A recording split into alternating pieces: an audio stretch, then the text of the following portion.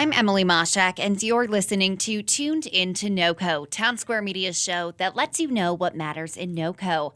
I'm talking today with Kate Carr, the president of the Hearing Industries Association, about how hearing loss is affecting Americans. So thank you so much for joining me today, Kate. Thanks for having me on, Emily. I appreciate the opportunity. Of course. Now, before we get into the matter at hand, for those who are unfamiliar, what is the Hearing Industries Association and how did you find your way there?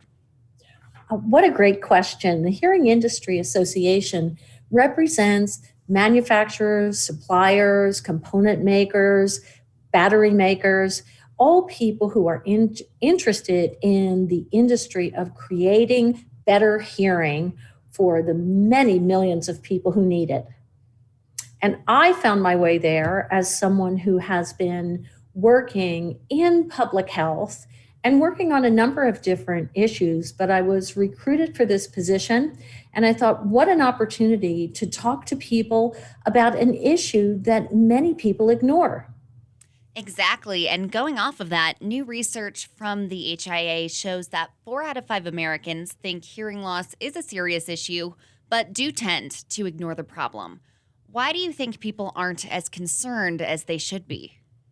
We've done a lot of research in looking at that matter. And in fact, aside from our research, I talk to people that I know in my family and friends who simply say, I think my hearing's good enough. And hearing loss is something that develops gradually if you're talking about age-related hearing loss. So the things that you miss a little bit at a time, you may not notice. And you might just think that I can hear well enough and I simply either don't want to spend the money or don't want to have a hearing aid to pay attention to. Right, right. How big of a problem is hearing loss actually among Americans? There are different numbers, Emily, and the number that we cite comes from the National Institute of Health. And they cite 38 million Americans have some type of hearing loss.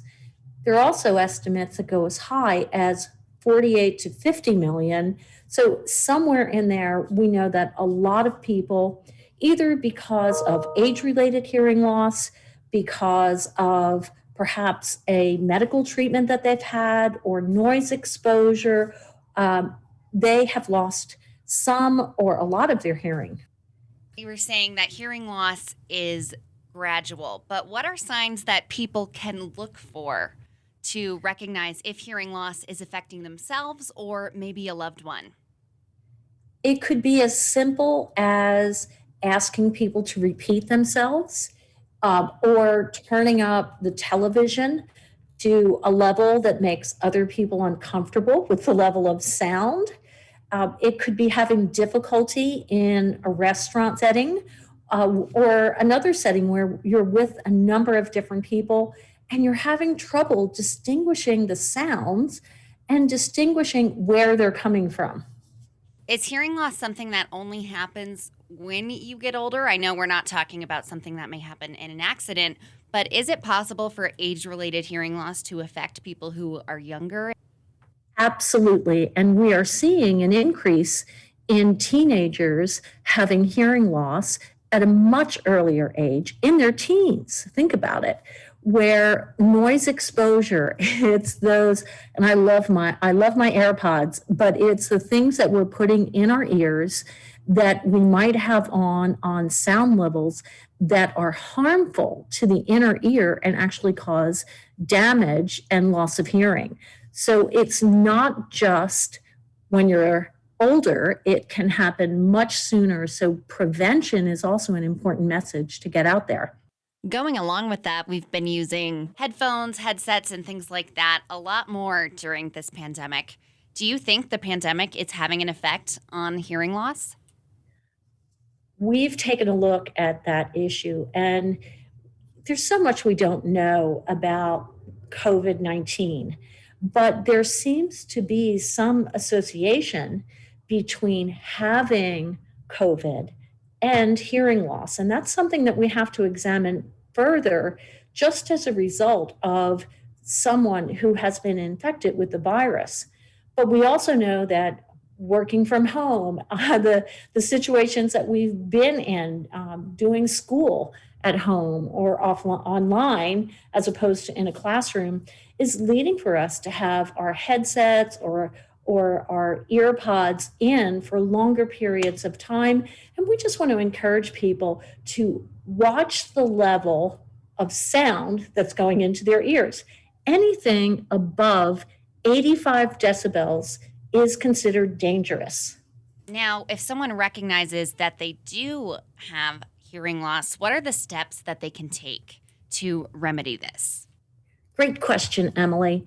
If you or a loved one or a friend suspect that you have hearing loss, you should go and have your hearing tested. See a otolaryngologist, which is an ENT. You can see an audiologist. You can see a hearing specialist and get your hearing checked. That's not only if you suspect you have hearing loss, but let's make it a part of our annual physical checkups, particularly for those who approach those years of 60 plus.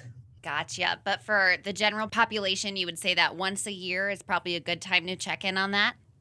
We would say for those who are 60 and older, once a year is a great idea, part of an annual physical. At the very least, get a baseline, understand where you're at. We do that for so many other of our health issues. This is good prevention. And clearly, one of the benefits of not having hearing loss is being able to hear. But the HIA has also found that hearing loss can be tied to depression and dementia and things like that. Can you expand on that a little bit more? Why is this connected? Hearing loss is definitely associated with higher rates of depression, dementia, falls, and all of those. A fall could require hospitalization. Even mild hearing loss doubles the risk of dementia, and moderate hearing loss triples the risk. And those with severe hearing loss are 5 times more likely to develop dementia. Now, that's not Hearing Industry Association research. That's coming from Johns Hopkins Medical University. So this is peer-reviewed information and research that's out there. So, when you have hearing loss, particularly if it gets more serious, you could be isolated. It could lead to depression. You withdraw in many cases from the world around you. There is something that can be done to help you. And Emily, I want to point out that there are various price points out there.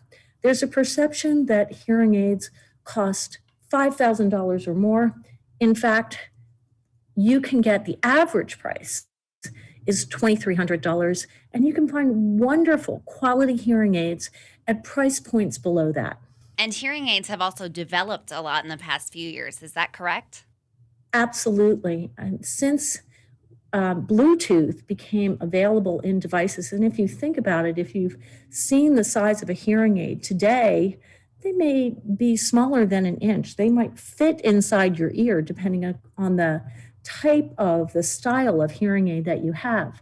But Bluetooth enables connectivity to your TV, to your cell phone. It adds an app. You can have telehealth if you have hearing aids with an app. So there's so many different things that are available as a result of the technology advances that have happened. That is so awesome. Well, thank you so much, Kate. This has been an eye-opening interview for me. I hadn't even thought about hearing loss in a long time, so I appreciate you bringing this issue to my attention and to the attention of our listeners. What else would you like listeners to know? Thanks, Emily, for that. There's a lot of information on our website, betterhearing.org. You can find a professional through our website if you're interested in getting that hearing screening. But most of all, I really want to encourage people. We have World Hearing Day coming up on March 3rd. Get your hearing tested.